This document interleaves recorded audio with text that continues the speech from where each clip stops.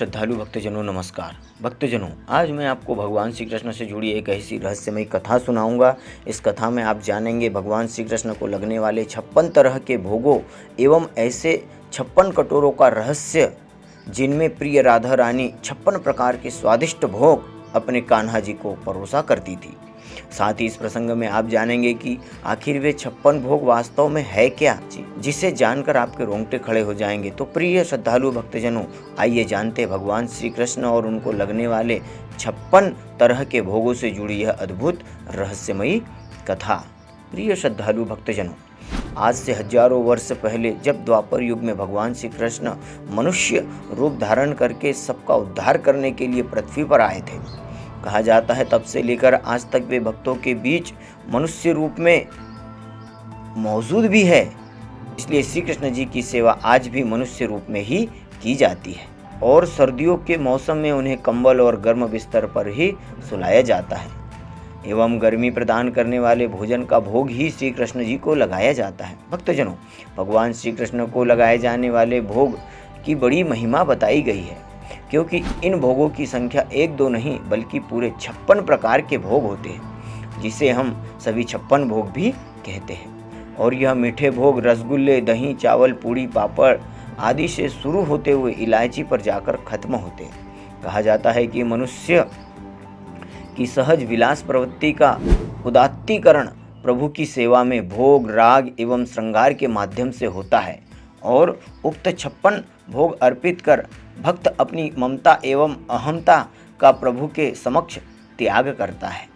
प्रिय श्रद्धालु भक्तजनों, एक कथा के अनुसार भगवान श्री कृष्ण के भक्त श्री कृष्ण भक्त श्रीमद् वल्लभाचार्य ने गोवर्धन पूजा को भगवान श्री कृष्ण की अलौकिक लीला कहा है। उनकी इसी लीला से संबंध है अन्नकूट महोत्सव एवं 56 भोग। ब्रज में विभिन्न उत्सवों, पर्वों एवं अपनी मान्यताओं की पूर्ति पर 56 भोग के आयोजन का अत्यंत प्राचीन परंपरा आज भी चली आ रही है। 56 भोग प्रभु की सेवा का एक कलात्मक रूप भी माना जाता है, जिसे अत्यंत विशिष्ट, महत्वपूर्ण, अद्वितीय, सुखप्रद एवं रसयुक्त माना जाता है। 56 भोग महोत्सवों में सामग्रियों का आधार श्रीमद् भागवत है। 56 भोगों के पृष्ठ में 8 निधि स्वरूप गुणित 7 पीठों की कुल 8 गुणित 7 बराबर 56 माना गया है। इस प्रकार की पाक सामग्रियों का समावेश इसमें है। मान्यता अनुसार 56 भोग का प्रारंभ विधिवत संवत 1615 में सिंघाड़ ग्राम में श्रीनाथ जी के पाठ पर विराजमान होने के साथ हुआ था। 56 भोग की इस परंपरा के पीछे लंबी आध्यात्मिक एवं दार्शनिक वैचारिक श्रृंखला भी है। प्रिय भक्तजनों, श्रीमद् भागवत के अनुसार भगवान श्री कृष्ण को पति रूप में प्राप्त करने हेतु गोपिकाओं ने 1 माह तक भोर के समय अपनी मनोकामना पूर्ति हेतु स्नान करने के साथ मां कात्यायनी की पूजा अर्चना की थी। श्री कृष्ण ने उन्हें मनोकामना पूर्ति की सहमति दे दी थी। अतः व्रत की समाप्ति एवं मनोकामना पूर्ति के उपलक्ष्य में व्रत उद्यापन स्वरूप गोपिकाओं ने 56 तरह के भोग का आयोजन किया था। इस उत्सव में गोपिकाओं द्वारा महर्षि दुर्वासा को आमंत्रित किया गया था। स्वयं को परम सन्यासी बताते हुए गोपिकाओं के हाथों से अपने मुख में भोजन ग्रहण करने का आग्रह भी किया तथा उसे प्रसन्न होकर महारास को अंगीकृत करने का आशीर्वाद प्रदान किया था। पुष्टि मार्ग सिद्धांत के अनुसार 84 लाख योनियों में मानव मात्र ही एक ऐसी योनि है जो कर्म प्रधान है।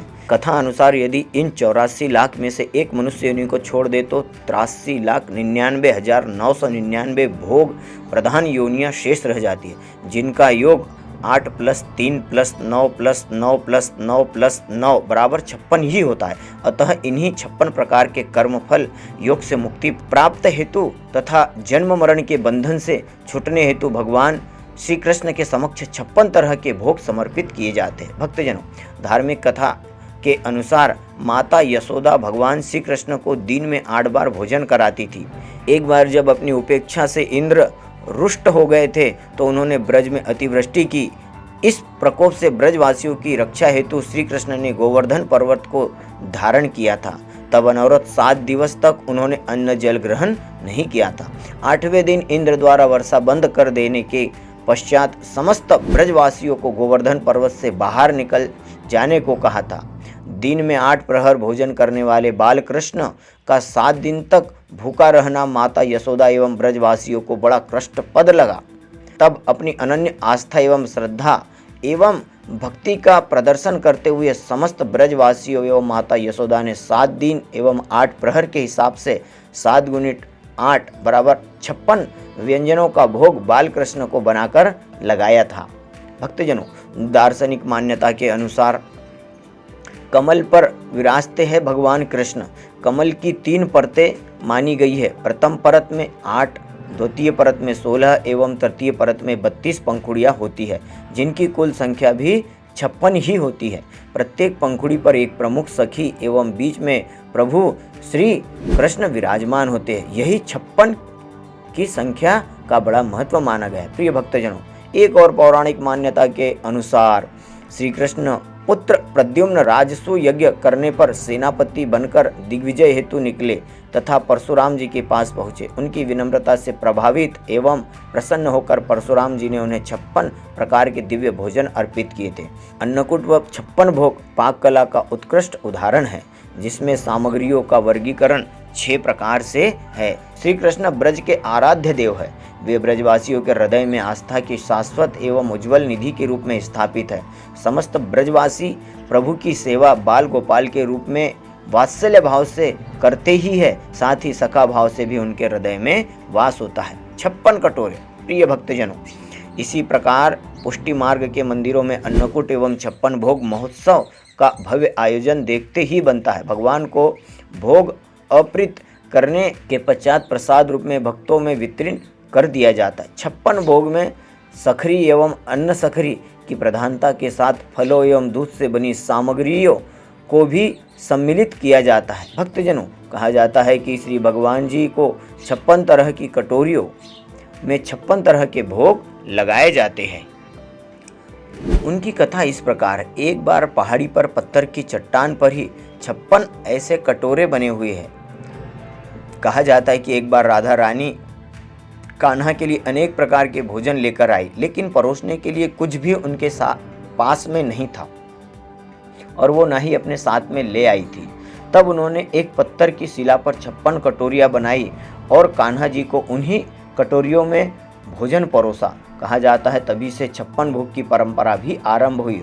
आज भी भगवान श्री कृष्ण को अनाज के अलावा अन्य 56 तरह के भोग लगाए जाते हैं। इसी प्रकार दालों में विविध सामग्रियों के नाम भी सांकेतिक उदाहरण है। उदाहरणार्थ हरी मूंग की दाल, काली उड़द की दाल, पीली अर्थात चने की दाल, गुजरातन अर्थात तुअर की दाल, सखरी कच्चा भोजन एवं अनसखरी पक्का भोजन होता है। इन्हीं के आधार पर 56 प्रकार के भोग भगवान श्री कृष्ण के लिए तैयार किए जाते हैं। रस 6 प्रकार के होते हैं। कटु, तिक्त, कषाय, अम्ल, लवण एवं मधुर। इन 6 रसों के मेल से ही अधिकतम 56 प्रकार के खाने योग्य व्यंजन बनाए जाते हैं। अतः इस समायोजन या मेल के सूत्र के आधार पर ही 56 भोग बनाकर भगवान श्री कृष्ण को लगाया जाता है। प्रिय भक्तजनों, भगवान श्री कृष्ण को लगने वाले 56 भोगों में शामिल व्यंजनों के नाम इस प्रकार से है।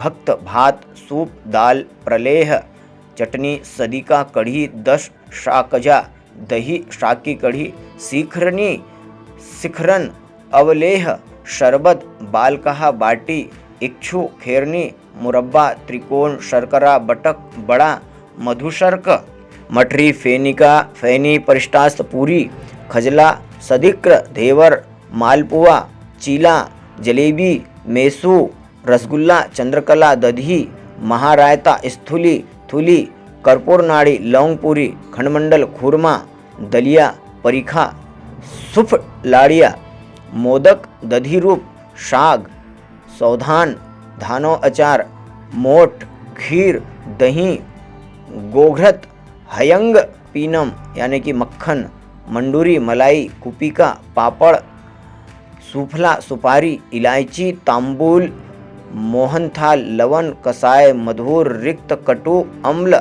आदि इस तरह के 56 भोग बनाकर स्वादिष्ट रूप से भगवान श्री कृष्ण को लगाया जाता है, जिससे वे प्रसन्न होकर अपने भक्तों की सभी मनोकामनाएं पूरी कर देते हैं। तो प्रिय श्रद्धालु भक्तजनों, भगवान श्री कृष्ण को लगने वाले 56 भोग एवं 56 कटोरियों वाली यह अद्भुत जानकारी आपको कैसी लगी, हमें वीडियो के कमेंट बॉक्स में ज़रूर बताएं। अगर आप हमारे चैनल पर नए और ऐसी दुर्लभ जानकारी वाले वीडियो देखना पसंद करते तो हमारे वीडियो चैनल को जरूर सब्सक्राइब करें, ज़्यादा से ज़्यादा शेयर कर भगवान श्री कृष्ण की विशेष कृपा के अधिकारी बने। साथ ही पास में बेल आइकन को भी जरूर दबाएं। धन्यवाद धन्यवाद धन्यवाद।